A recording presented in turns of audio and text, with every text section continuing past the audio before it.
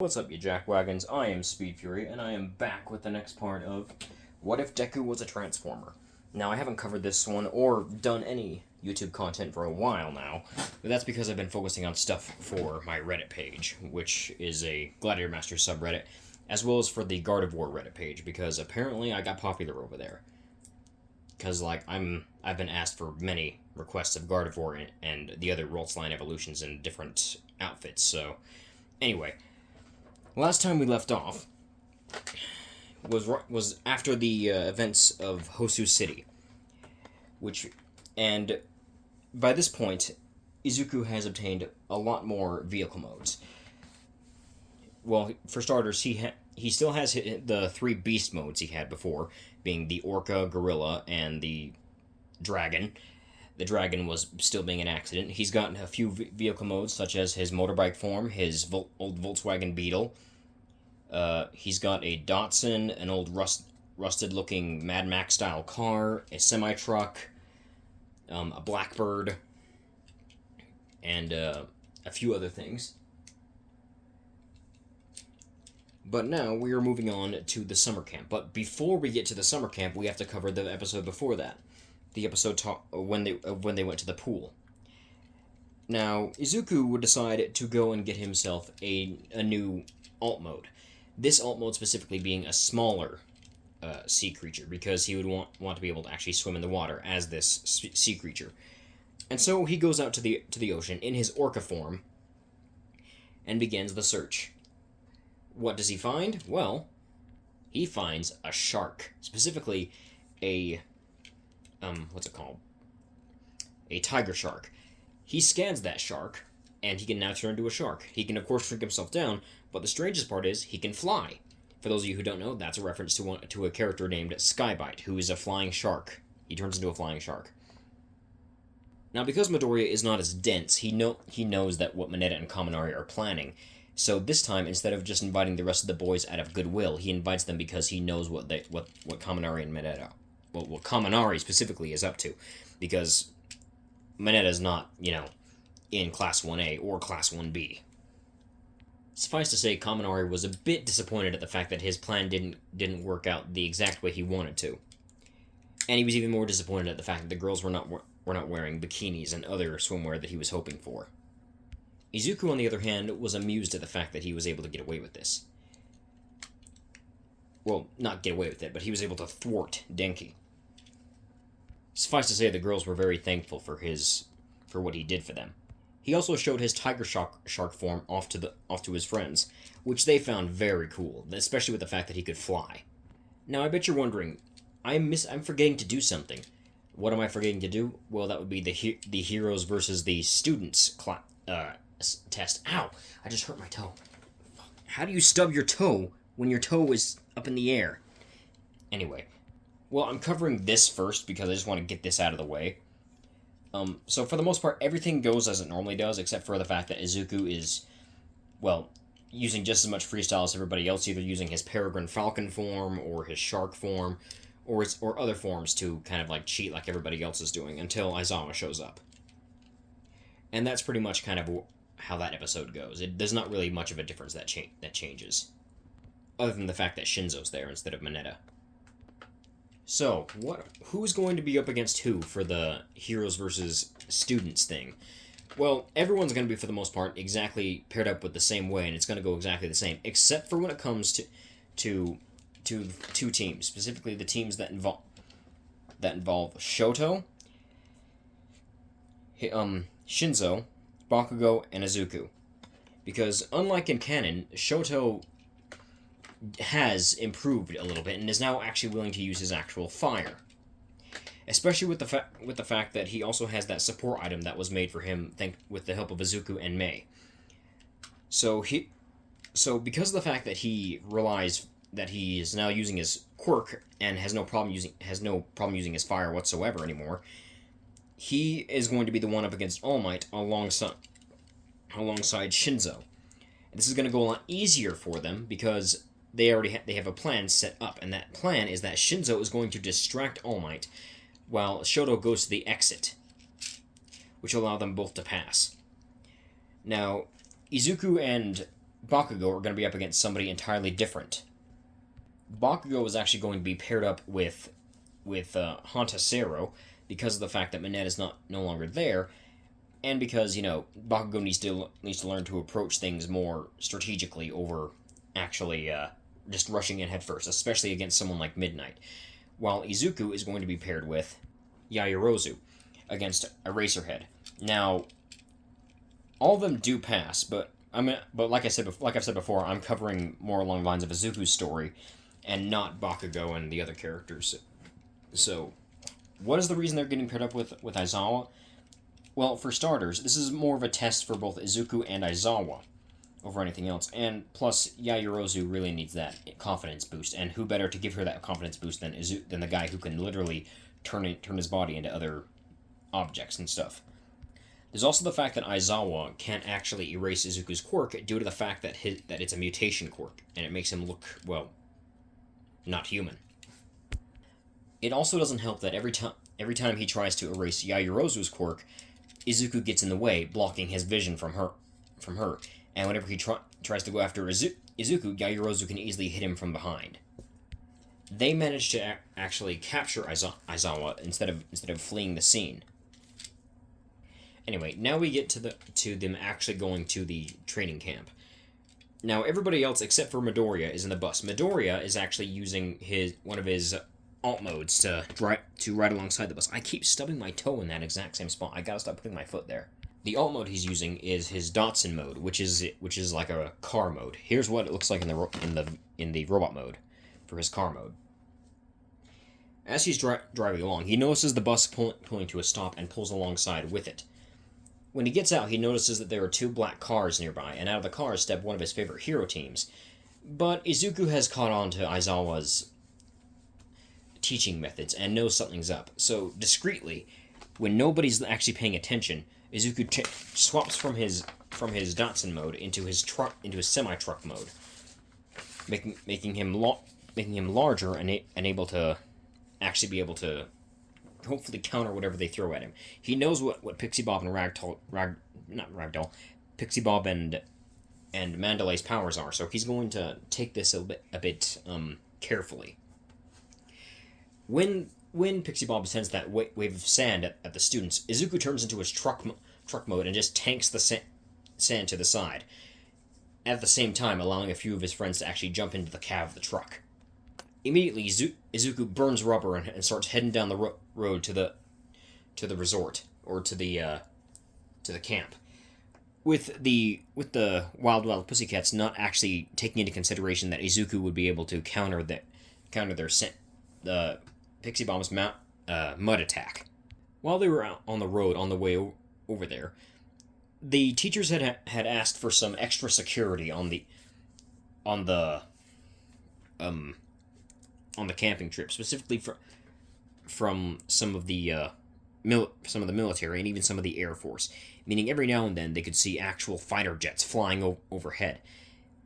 Unbeknownst to the people in the cab, Izuku noticed one of the fighter jets once and immediately tried to scan it, which he actually got results. He got a jet mode out of it.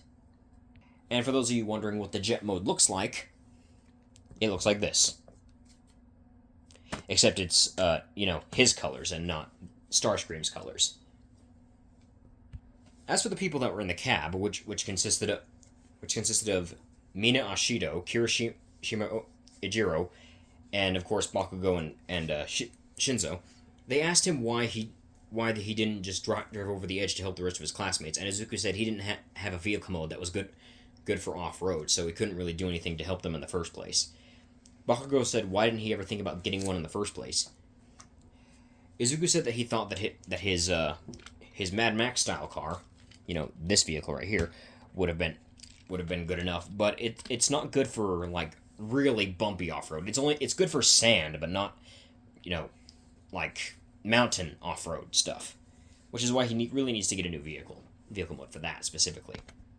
They eventually pulled to a stop at the building that they were supposed to meet at, and they were forced to wait a few hours for the other classmates to show up, who were all very much pissed at Izuku for ditching them. They were glad to be able to have their meals cooked for them, but Izuku had no problem with being able to cook his own meals. In fact, before they all went to the hot springs for a break, Izuku actually looked over at one of the ovens that they were going to be using and scanned it. He wasn't just going to cook the food, he was going to cook the food and be the thing cooking the food. Of course, like in canon, Izuku tries to introduce himself to Koda, who, of course, responds by trying to punch Izuku in the groin. Yeah, I don't think I need to explain how well punching something that is essentially metal in the nuts is gonna go for the kid. He had several bruised and one broken finger after that. Thanks to the fact that there is no Mineta, there is no scene where he tries to go over the wall. So, luckily, the girls are safe and they get to not be seen by Mineta or Koda, as he doesn't fall off the other side of the wall. The next day, they start their training. Now, what is Izuku's hardcore training going to be? Well, it's going to be that he's going to have to drive through the forest while searching for animals to scan. Since he has more vehicle modes than beast modes, he needs to get more beast modes. And there's also the fact that he needs to learn how to drive in the off-road terrain, since he doesn't have a vehicle that's actually good for that terrain at the moment. Every time he hits a tree, he has to start over and go back to where he started and try all over again. There also would be the fact that maybe he could fight against Tiger with the others, but for some reason his body is made of a strange metal that no one's really heard of before, and usually anyone punching that metal gets hurt in the process. Meaning that it would be more of a detriment to Tiger to actually fight him than anybody else, especially with the fact that Izuku has a mode that's bigger than even All Might. A few days pass, and eventually the time comes where, the big event happens. That big event being when Izuku and the rest of Class 1A and 1B are attacked by the League of Villains. However, this time it goes a bit differently, because Toga is not there, so Tsuyu and Ochako are okay. Well, Toga is there, but she's part of Class 1B, so she's not a danger. She's not a threat to anybody there, except for the villains.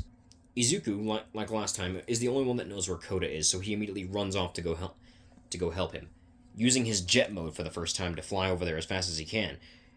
Luckily, getting there in time to stop Muscular from actually hurting Koda. Izuku transforms it into his Mad Max car mode before then shifting back into robot mode, landing on Muscular's fist before he could even land a hit on Koda, crushing his fist with one of his large feet in the process. Suffice to say, Izuku is not too happy about this guy attacking a little kid. Not only that, but he was legitimately trying to kill him and didn't seem to feel any remorse about it. So, yeah, Muscular is not walking out of this without a few injuries, or possibly worse. Izuku began to fight off Muscular, telling Koda to start running, to which Koda doesn't run because he's too afraid for Izuku and is too much in shock. Luckily for Izuku, Muscular is actually very much weaker than he is, especially with his bigger form. All Izuku has to really do is just punch Muscular back a few times. Eventually, he starts getting annoyed, and Muscular actually starts dealing some significant damage, which is more or less kind of irritating Izuku. So what he does is he takes the hook that's on his left hand and gouges Muscular's other eye out, forcing Muscular to not be able to see, and then knocking him out entirely. There was no way Muscular was going to be able to continue being a villain without both of his eyes. This wasn't something Izuku wanted to do, but it was something that needed to be done if other people were going to be saved from getting killed by Muscular. Last thing he wanted was for Muscular to escape and still be able to cause trouble. Like in canon, the League of Villains are after Bakugo and Midoriya, because, once again, Midoriya's quirk is stupidly powerful, and Bakugo doesn't seem like the hero type to them. But remember, the villains are in a forest that wild animals can inhabit. Wild animals that Izuku can transform into. And there is one wild animal that he has yet to actually transform into and use in combat. He figured it was as good a time as any to use his silverback gorilla mode that he has. In doing so, due to the fact that this silverback gorilla is bigger than a regular silverback gorilla and made of metal and punches harder than a regular silverback gorilla and is also faster than a regular one, This means that most of the villains actually get taken down by Izuku rather easily. Moonfish's teeth are snapped like twigs. Magni is knocked out when she gets her magnet taken away from her and then hit in the head harder. Spinner is just straight up decked in the face and knocked out cold. Twice just surrenders because he doesn't want to get beaten up like his comrades. And Dabi gets the Loki treatment. Unfortunately, Kurogiri still saves all the villains and pulls them back to their main base. And unbeknownst to the rest of the class, Bakugo still got taken. Because in the distraction, Compress was able to get to Bakugo and put him in one of his marbles. Luckily, not many people were hurt this time, but it still doesn't change the fact that everyone is kind of upset that Bakugo got taken.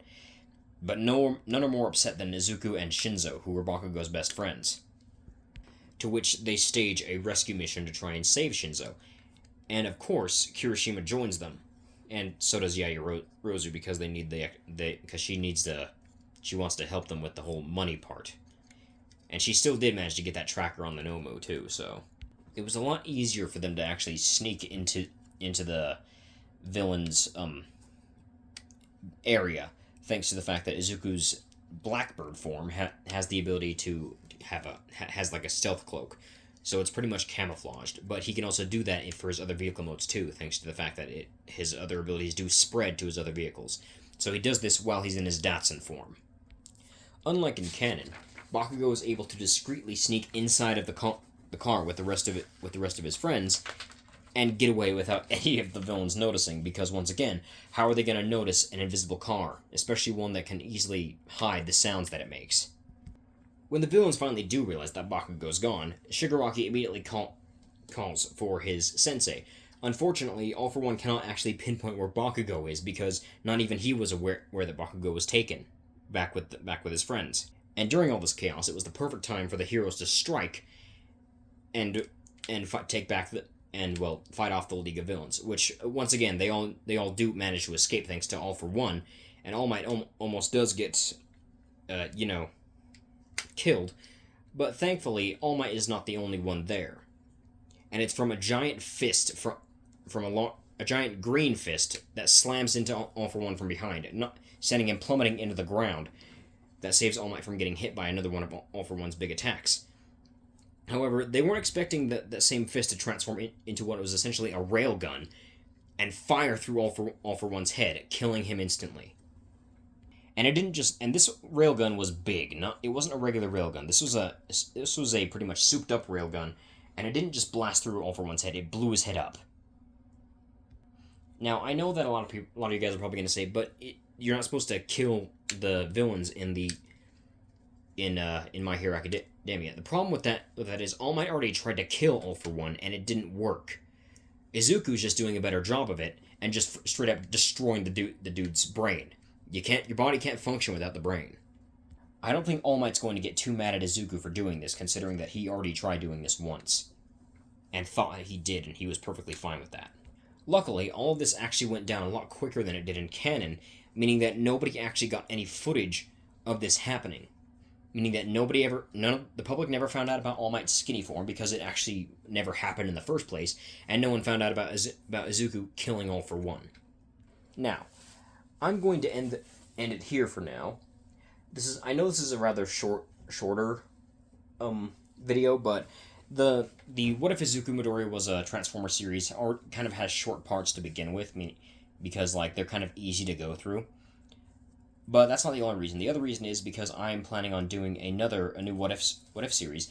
This is a Harry Potter What If, and no, it's not the Multiversal Madness story. That's a different one entirely.